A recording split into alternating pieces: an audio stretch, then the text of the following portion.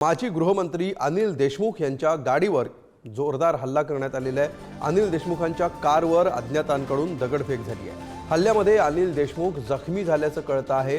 काटोल जलालखेडा रोडवरच्या बेला फाट्याजवळ कारवर ही जोरदार दगडफेक करण्यात आली।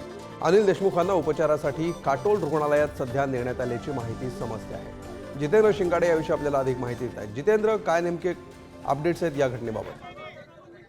अमोल, आज प्रचाराचा शेवटचा दिवस होता आणि नरखेडमध्ये आपली प्रचार सभा आटोपून अनिल देशमुख विष्णूर मार्गाने काटोलकडे यायला निघालेले होते। त्यावेळी एका ठिकाणी बेला फाट्याजवळ कार स्पीड ब्रेकरवर हळू झाल्याचं सांगण्यात येत आहे। ड्रायव्हरने तशी माहिती दिलेली आहे। त्यावेळी अज्ञातांकडून अनिल देशमुख यांच्या गाडीवर दगडफेक करण्यात आलेली आहे। या दगडफेकीमध्ये कारच्या ज्या समोरच्या काचा आहेत त्या उडाल्याने अनिल देशमुख यांचा डोक्याला मार लागलेला आहे आणि त्यानंतर पोलिसांना घटनेची माहिती देण्यात आलेली होती। पोलीस घटनास्थळी पोहोचले, मात्र घटनास्थळी कोणीही नव्हतं। त्यानंतर याचा तपास आता पोलीस करत आहेत। तर जे जखमी झालेले अनिल देशमुख आहेत त्यांना काटोलच्या रुग्णालयात उपचारासाठी दाखल करण्यात आलेले आहे। मात्र निवडणुकीच्या अखेरच्या टप्प्यामध्ये शेवटच्या दिवशी अशा प्रकारची घटना घडणे हे नक्कीच योग्य नाही आणि तेही माजी गृहमंत्री आहेत अनिल देशमुख यांच्यासोबत जर घटना घडत असेल तर नक्कीच यावर प्रशासनाने देखील लक्ष देणं आवश्यक आहे। तर दुसरीकडे भाजपच्या काही नेत्यांचं असं म्हणणं आहे की ही काही स्टंटबाजी तर नाहीये किंवा या प्रकारचे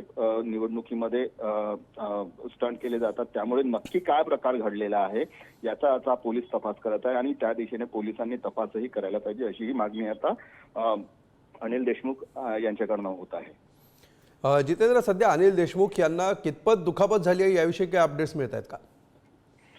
कारवर ज्या दगडफेक झाल्याचं सांगण्यात येत आहे त्यामुळे कारच्या या समोरच्या सीटवर अनिल देशमुख बसलेले होते, म्हणजे ड्रायव्हरच्या बाजूला, आणि कारच्या समोरची जी काच फुटलेली होती ती काच उसळून अनिल देशमुख यांच्या डोक्याला लागली आणि त्यामुळे डोक्याला मधून रक्तस्राव होत होता। त्यामुळे डोक्याला दुपट्टा बांधून अनिल देशमुख यांना आता हॉस्पिटलमध्ये दाखल करण्यात आलेला आहे। प्राथमिक उपचार त्यांच्यावर सुरू असून त्यांची प्रकृती स्थिर असल्याची माहिती मिळते।